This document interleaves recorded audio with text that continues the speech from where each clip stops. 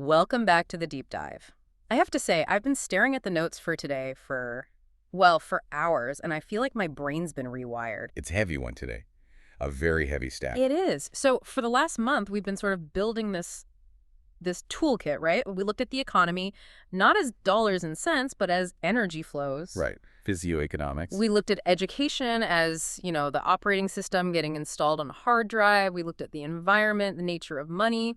We've been trying to find the invisible architecture, the code running in the background of society. Exactly. And today is the culmination. We are taking that entire toolkit and plugging it into the biggest, most complicated machine of all, geopolitics. But, and I really need you to stick with us on this, if you're tuning in expecting a conversation about, I don't know, treaties, polling numbers, the usual democracy versus autocracy debate, You're going to be very confused. Or maybe very enlightened. We're not doing the cable news version of the world today. No. We are doing the physics version. The source material we're diving into, specifically the analysis of geopolitics and cybernetics of power. It makes this claim that, at first, sounds completely insane. It really does. It claims that empires, superpowers, wars, these things aren't fundamentally moral stories. They're thermodynamic inevitabilities. They're steam engines. That's what the source calls the physics of economy approach to history. And it asks this deeply uncomfortable question. What if the Cold War wasn't good versus evil? Right. What if the current tensions we see around the globe, what if they aren't a clash of values so much as a pressure system in the atmosphere, a physical predictable phenomenon? Pressure valve popping, that's the hook. Thermodynamic inevitability. I mean, that makes all of human history sound like a weather forecast. Partly cloudy, with a chance of continental invasion. In a way, it is. And the strange thing is, once you start looking at it through that lens, a lot of the chaos in the headlines, it stops looking like pure madness. It starts to look like mechanics. Okay, so let's pop the hood then. The absolute foundational idea here, the place we have to start, is thermodynamic necessity. Now, I get thermodynamics in, like, a high school physics class. It's heat, it's energy. It's why your coffee gets cold. That's why my coffee gets cold. Yeah. The second law of thermodynamics, entropy. Exactly. Entropy. The universal tendency for things to fall apart. Everything moves from order to disorder. Right. The universe wants to be a lukewarm, uniform soup. It wants to be random noise, disorganized, dust to dust. That's the default setting for reality. If you do nothing, things decay. Okay, that's a cheerful start to the day. It's just the baseline. Now, think about a civilization or a city. Heck, think about your own house. What is it? It's a structure, an organized space. It's a pocket of order in a universe that craves disorder. The source material would call this a system maintaining a delta P, a difference in probability. A house standing upright is statistically wildly improbable. I've never thought of my house that way. The universe wants it to be a pile of rubble. And to keep it standing, to keep the roof from caving in, the pipes from bursting, the garden from taking over the living room, you have to constantly, actively pump energy into it. You have to do maintenance. You have to do work. You have to fight the universe every single day. And that is the definition of life. It's also the definition of civilization. It is what the source calls an autopoietic system. Autopoietic. Okay, that's a big word. Let's break that one down. Self-creating. Is that what it means? Self-creating and, crucially, self-maintaining. A biological cell is autopoietic. Your own body right now is a perfect example. You are burning calories to maintain a body temperature of 98.6 degrees. While the room I'm in is, 70 degrees? Exactly. You are in a constant thermodynamic war with the room you're sitting in. You are fighting to maintain your improbable state of order. Okay, I'm with you on biology. That makes perfect sense. But how does this scale up to, say, the Roman Empire, or America, or China today? A nation-state, or an empire, is just a larger, more complex body. It's a system designed to do the exact same thing. Maintain internal order against external chaos. It has to keep the roads paved, the currency stable, the laws coherent, the language understandable. It's a machine for turning noise randomness into signal order. Perfectly put.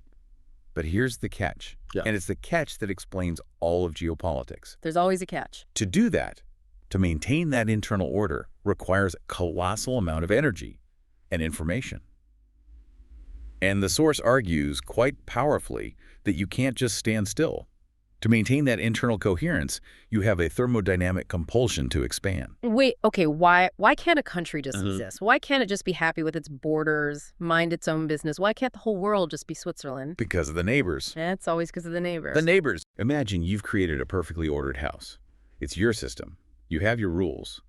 Shoes off at the door, quiet hours after 10 p.m., recycling goes in the blue bin. This is what the source calls your manifold of meaning. It's your local simulation of reality. Okay. It's a nice house. I'm proud of my rules.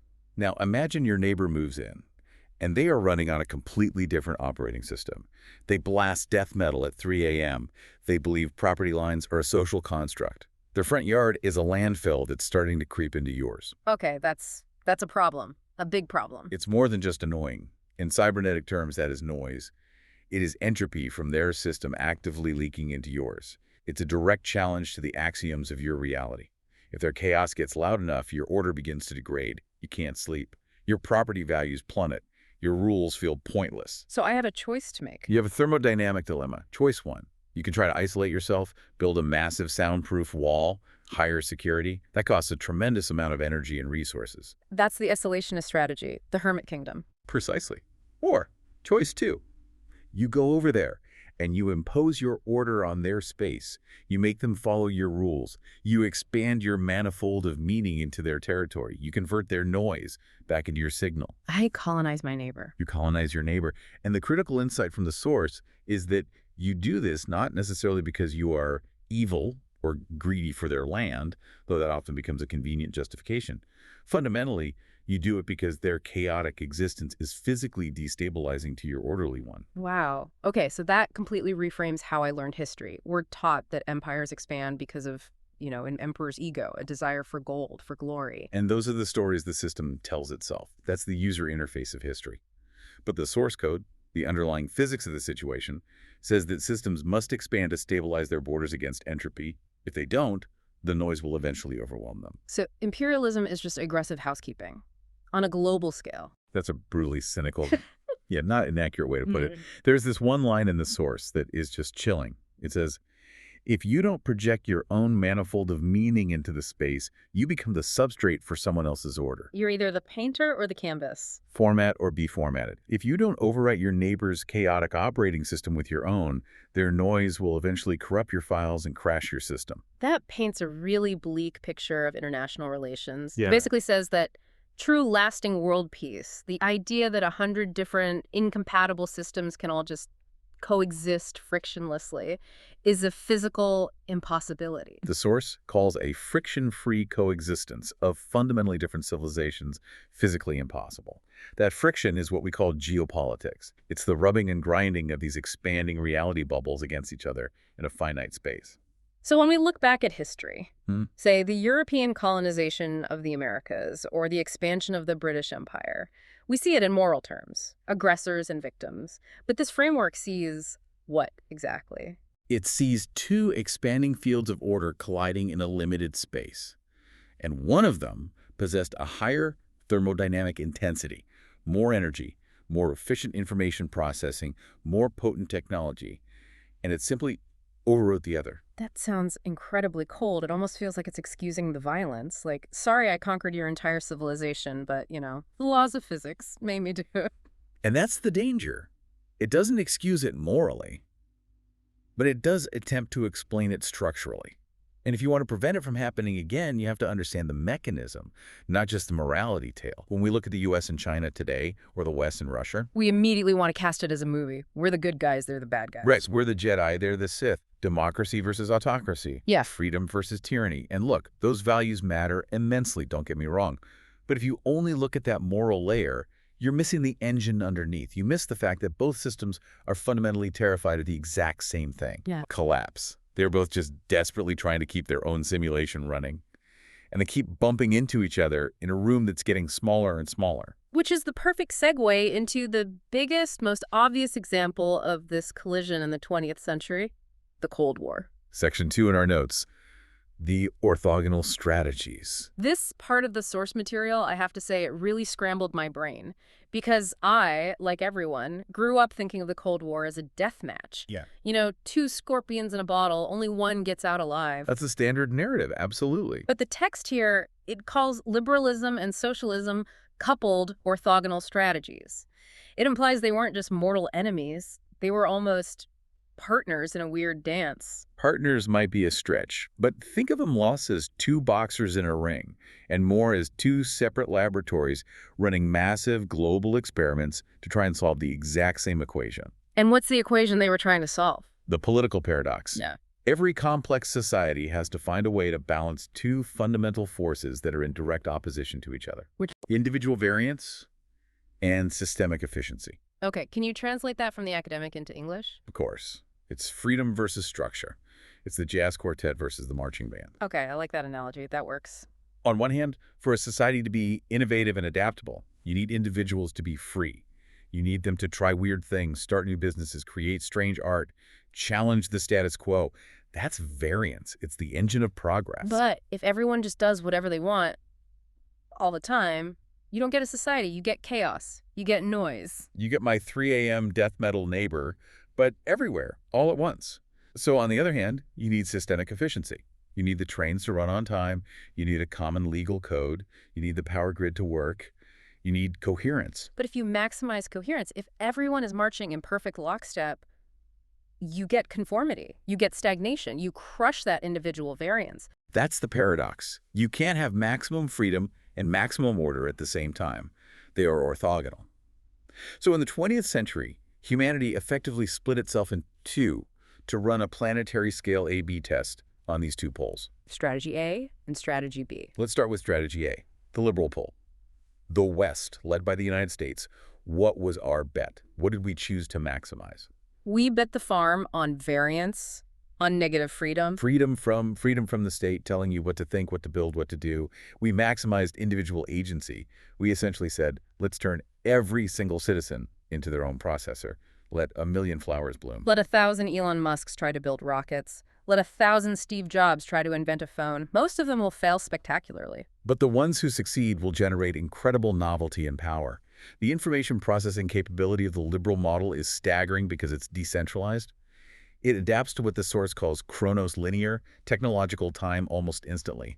A new technology appears, and the market finds 1,000 uses for it overnight. While the central planner in the other system is still trying to get the approval form stamped. Right. So the massive advantage is innovation, adaptability. Mm-hmm. But as always, there's a thermodynamic flaw. There's always a flaw. What's the inevitable side effect of a system where everyone is encouraged to maximize their own advantage with very few guardrails? Well, some people win. They win really, really big.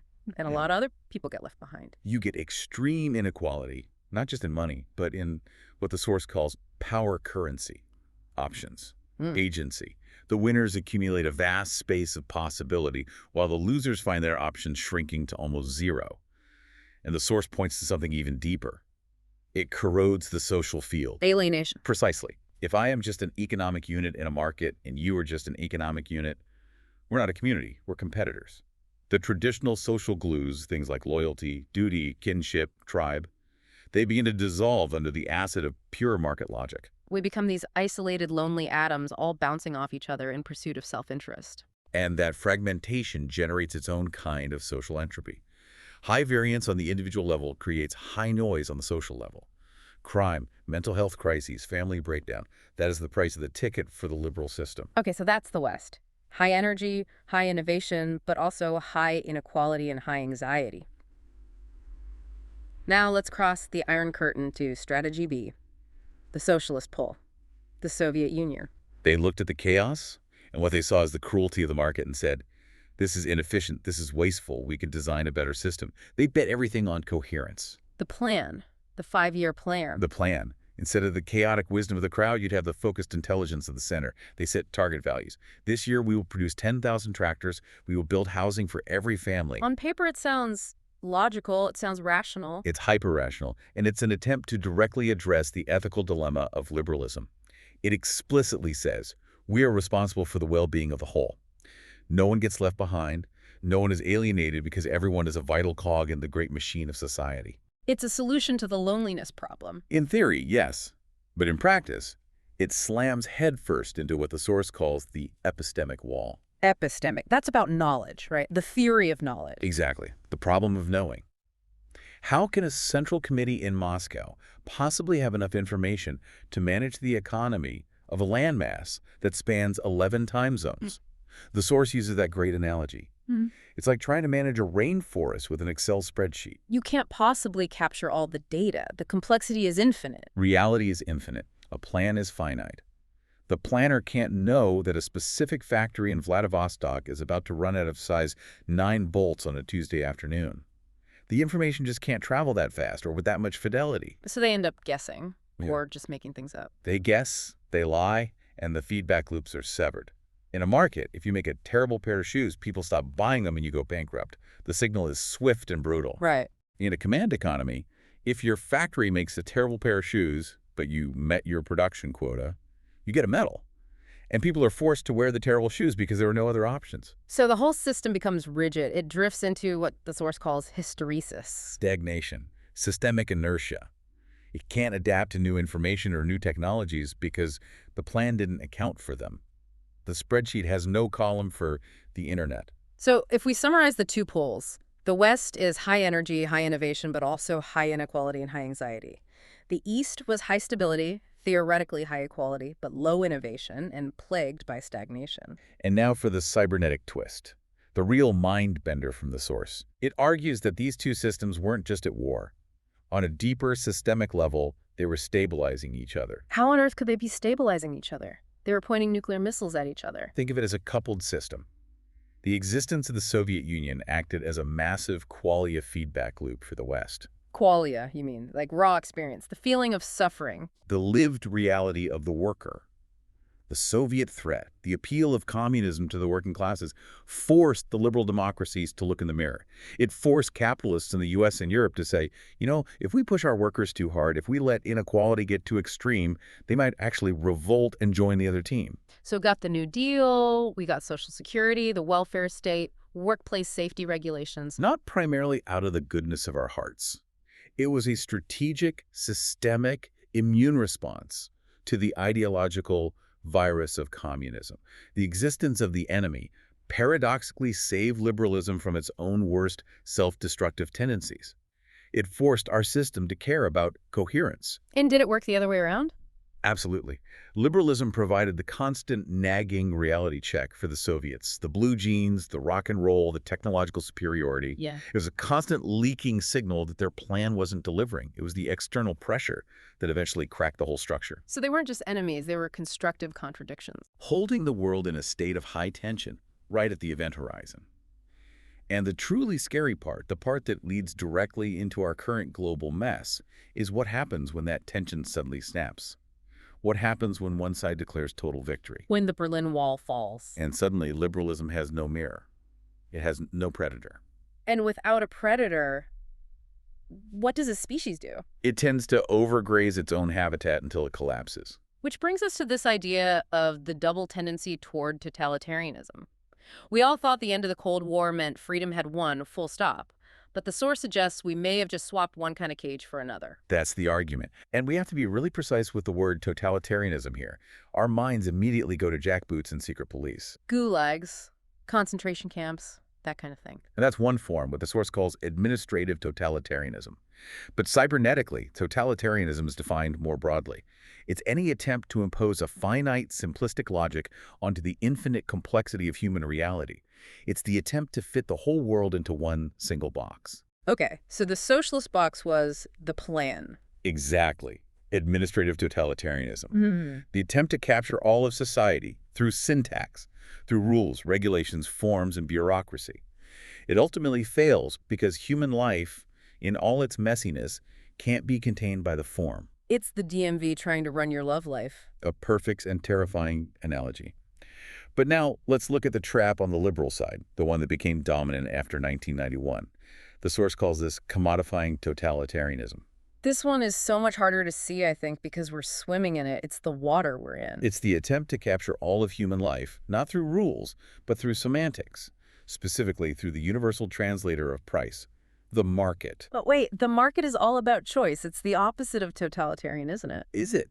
The totalitarian tendency here is that it demands that everything, sooner or later, be converted into a transaction to be considered real. The source calls money the interpolation protocol. It's a language that forces you to translate every aspect of your life into a numerical value. Give me an example of that. Think about something like finding a partner. It used to be a messy, human, serendipitous process based on community and chance. Now, for many, it's literally a market. You build a profile. You are assigned a value by an algorithm. You swipe left or right. You are commodifying your own search for love. Or your attention. Oh, absolutely. Social media is the perfect example. It's the total commodification of human attention. We are, all of us, selling our eyeballs and our brain activity to the highest bidder, minute by minute. The source has this haunting line about it being like selling the silence in a library or the attention of a child. Wow, selling the silence. That hits hard. When that market logic goes total, when there's no more Sunday, no sacred space, no aspect of human life from birth to death that is not subject to a price tag, that is its own kind of totalitarianism. It doesn't put your body in a prison, but it colonizes your mind. So under the administrative model, the state owns your body. But under the commodity model, the market owns your desires. In a way, yes. The market doesn't just satisfy desires. It actively creates them through advertising. It turns every human interaction into a cost-benefit calculation. What's in it for me becomes the dominant question. So it's pick your poison, suffocation by bureaucracy or being ground down by the endless hustle. Or, and this is the key, we recognize that these are tendencies and that a healthy society is in a constant struggle against both of them. It uses the market as a powerful tool for efficiency, but it uses the state or community or tradition to build walls around the things that should never ever be for sale. But we lost that balance after the Cold War. We lost the counterweight. Yeah. And that leads us straight into Section 4, hysteresis and the spectacular failure of nation building. Because after 1991, the West looked around and thought, we did it, we won. Let's just copy-paste our system everywhere else. The end of history. Everyone's going to be a liberal democracy now. Exactly. Yeah. And so we went into places like Iraq and Afghanistan, armed with this blueprint, and said, here you go, here's the kit. Just add water, install Democracy OS and the free market app, and you'll be happy and prosperous. And it was a catastrophe. It just blew up in our faces. Blew up in our faces. And the source argues it was doomed from the start because we completely ignored the concept of hysteresis. Hysteresis, that's another physics term, isn't it? It is. In physics, it means the state of a system depends on its history. A simple way to think of it is systemic inertia. It means you can't understand where something is now without understanding the entire path it took to get there. The past is always present. So you can't just press a factory reset button on a country. There is no 0 hour. The source uses this wonderful term, sedimented experience. Sediment, like layers of rock in a canyon wall. Precisely. Centuries, maybe millennia, of history, religion, tribal loyalties, grievances, language, all of it has hardened into the culture. It's become the bedrock. It's the institutional DNA of a society. And we came in with a freshly printed constitution and said, okay, forget all that. Here are the new rules. We tried to overwrite centuries of sediment with a thin layer of topsoil. And the result, according to the source, is what's called a semantic cascade. That sounds bad. It's the total collapse of meaning and trust. When you destroy the old institutions, even if they were corrupt or brutal, before the new ones have had time to grow deep roots, before people actually believe in them, you don't get freedom. You get a vacuum. You get pure noise. You get chaos, civil war. And people despise chaos. The source makes this absolutely critical point. For a living system, a bad, predictable order is physically preferable to pure entropy. People will choose a dictator over a vacuum of meaning every single time. Because at least with the dictator, you know the rules of the game, even if the rules are terrible. Exactly. In a vacuum, you can't predict tomorrow. You can't plan for your family. You can't run a business. You can't do anything. This connects to another huge concept from the text that explains why we keep making this mistake. Meta-causality. Yes. This is about why the West, in particular, is so bad at understanding other cultures. Okay, break that down for us. We, in the West, suffer from what the source calls immanence. We are so deeply embedded inside our own simulation, our own manifold of meaning, that we can't imagine any other way of being. We think our values, individualism, democracy, human rights, are like the laws of gravity. universal. We think they're the default factory settings for all human beings. Right. But they're not. They are the specific peculiar product of our history. The Enlightenment, the Reformation, the Industrial Revolution, that is our sediment. It's not universal bedrock. So when we look at another culture, we apply metacausality. We build an abstract model of it in our heads. We say, okay, if we give them free elections, X, then they will produce a stable, prosperous society. Yeah. Why? Because that's how the equation worked for us. Mm-hmm. But we're trying to run our software on their completely different hardware. We're ignoring the substrate. We're ignoring the soil we're planting the seed in. And the reaction we get isn't gratitude. Far from it. The source says the result is often social disgust. Disgust. That's a very strong, visceral word. It's meant to be. Think of it as a biological immune reaction. Mm-hmm. If you transplant a kidney into a body with the wrong blood type, the body doesn't say, oh, thank you for this life-saving organ. Mm-hmm. It recognizes it as a foreign invader and attacks it violently. It treats it like a virus, Yeah. a pathogen. Exactly. The target system views our gift of democracy or market capitalism not as liberation, but as a hostile, invasive act. It mobilizes its own antibodies, its nationalists, its religious fundamentalists, to attack and reject the transplant. And that explains so much of the backlash. We look at that rejection and we think, why do these people hate freedom? And from their perspective, they're thinking, why are you injecting this poison into our social body? It is a cybernetic rejection. If the tissue types, the sedimented histories don't match, the operation will fail and the patient may die. So real sustainable nation building isn't about toppling a statue and holding an election a few months later. It requires immense humility and patience. It's more like gardening than engineering. You have to understand the soil, and it takes generations. Okay, let's pivot from the systems to the people running them. We've talked about the machine. Let's talk about the operators inside. Section 5, the cybernetics of power. Right. Who are the actual actors on this geopolitical chessboard? Resource defines the state itself as a metasystem. It says it lives off the energy generated by the need entrepreneurs. Which is a very fancy way of saying the real economy. Yeah. The people actually baking bread, building houses, writing software. They are solving direct biological needs. And the state kind of sits on top of all that. It does. And it has its own goal, which is not necessarily the goal of the population. The population wants to maximize need satisfaction. The state wants to maximize what the source calls power currency. 5 options or options for action. And those two goals are not always aligned. They're often in conflict. The state wants more control, more options for itself. The people just want to live well. And in that gap, we find the 3 archetypes of political actors. The first one the text identifies is the replicator. The replicator is the bureaucrat, the administrator. Their primary function is to maintain hysteresis. He wants to keep the system stable and predictable. He copies the past into the future. He is the person at the permit office who tells you, I'm sorry, you need Form 12B. We've always done it this way. We've all met that guy, and we all hate that guy. We find him intensely frustrating, but he is structurally necessary. Without replicators, the system dissolves into chaos. They maintain the protocol.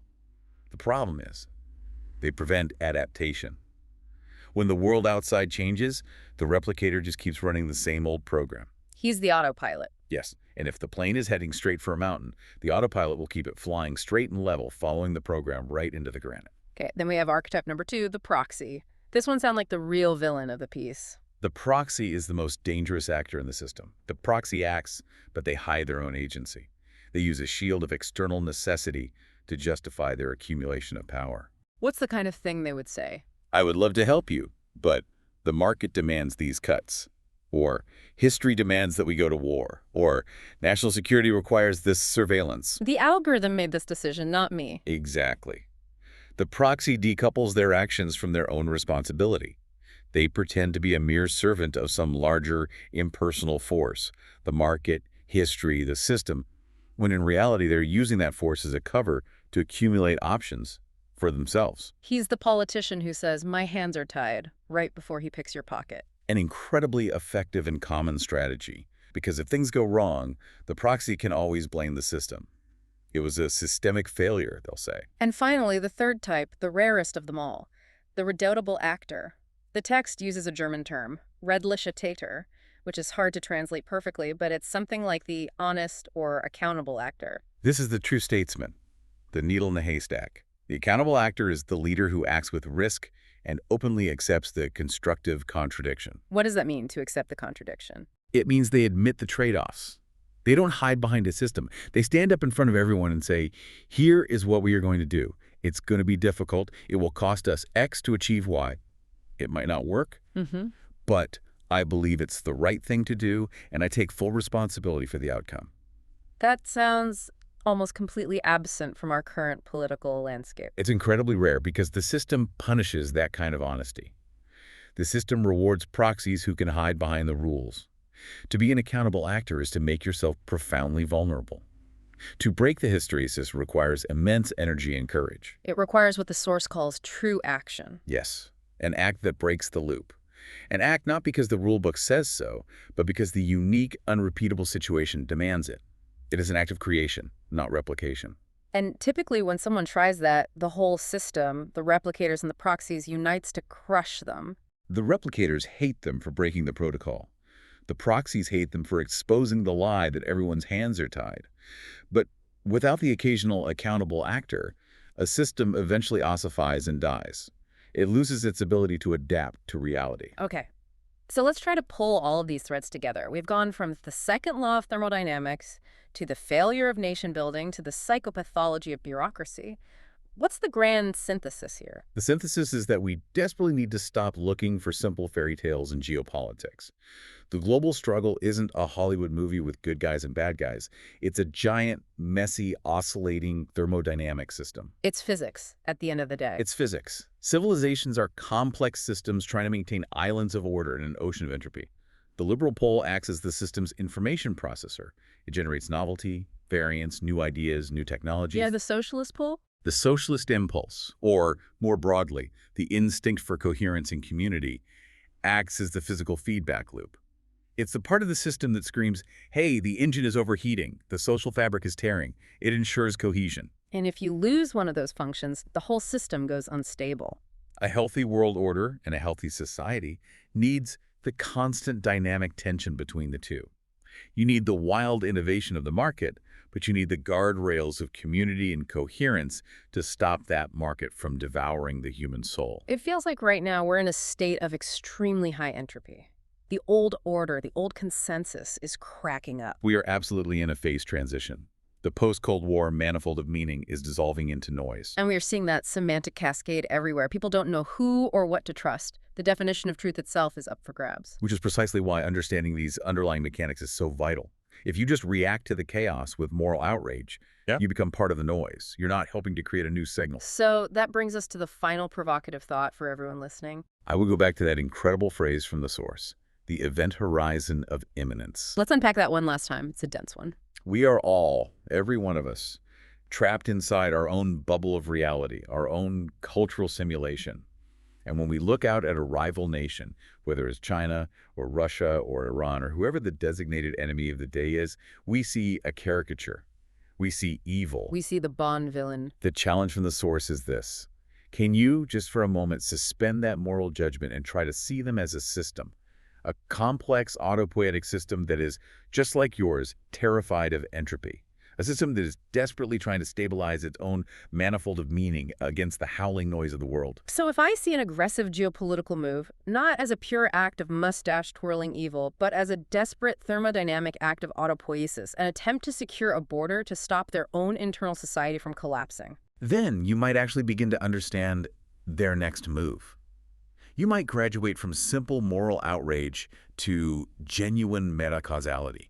You might actually be in a position to negotiate because you understand their fundamental survival parameters, not just their propaganda. We stop fighting over who has the better morality and realize we're all just fighting to keep our own simulation from crashing. We are all just fighting to keep the lights on in our corner of the universe, to keep the delicate, improbable order from dissolving back into the primordial dust.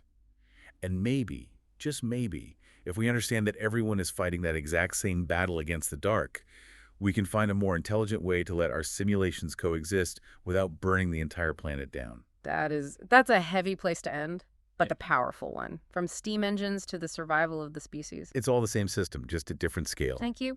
This has been genuinely illuminating. My brain feels like it's been stretched. The pleasure was all mine.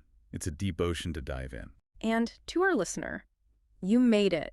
You stuck with us through thermodynamics, totalitarianism, and hysteresis. You are, without a doubt, a true deep diver. You're part of the feedback loop now. So take these concepts out into the world with you. Test them. See if they help you decode the news in a new way. Be an accountable actor in your own life. Until next time, keep diving. Goodbye for now.